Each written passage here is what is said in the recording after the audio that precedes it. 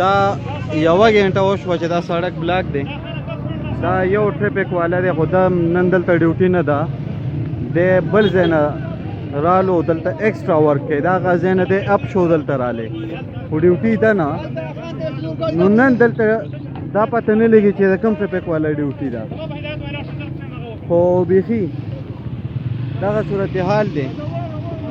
په دې کې د ډي ایس پي صاحب ګاډی هم بند شوی، خو چې چېرته وایي سرکاري جو هلته کار وي نو ډي ایس پي صاحب پکې ځان له لاره وکړه، پولیس والی راکوز شوي هغې خپله لاره وکړه او ته یې ګاډی ازاد کړو لاړو. خو چې کوم عوام دي نو د یوې غنټې نه چې دغه رنګې په دې ټریفک کې سټک شوي دي او د هغې وجه دا ټرکونه دي چې دا ټرکونه په دې تنګ روډ کې ځایږي نه. نو اوس دا هم که راځي جو دغه شانې به ګاډي بندوي، که نه راځي جو دې ته به تکلیف وي. خو به هر حال که ټریفک والا وی لکه څرنګه چې نور کلی وي او یو لاین چلیدلی بیا هغه سټاپ کېدلی بل لاین چلیدلی نو په ګنټو ګنټو به داسې خلکو ته تکلیف نه رسېدی. خو نن چونکې ټریفک والا دلته شتی نه، دا چې کوم سپایان ښکارېږي دا هم د دې مونډه د پلوسو د چوکۍ نه پکې زیاتره راغلل. خو ډیوټي نن دلته پراپر د ټریفک والا دا ځوان راته وایي چې زه هم په دغه کې وم د پلوسو چوکۍ کې وم هغه ځای نه رالم دلته ټریفک والا نن شته نه. نو لوی سوال دا دی چې دونه غټ سړک چې په کار روان دی په زرګونو ګاډي پکې بلاک کېږي او په هغې کې ټریفک والا نه وي.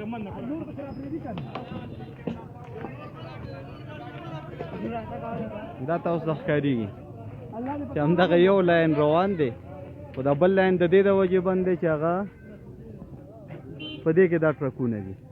نو که دا ټرک د دې ځای نه ورپریم دی نو د سره به لکه څوک څه کوي.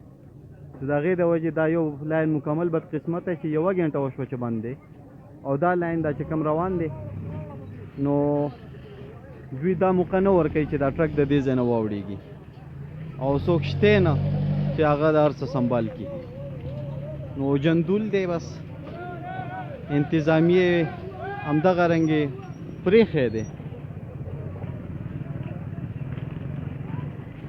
پکار خو وه چې دلته د ټریفک د یو په ځای دوه د دوو په ځای څلور د څلورو په ځای اته کسان ولاړ وی چې په دې ځای کې چاته تکلیف نه رسېدلی.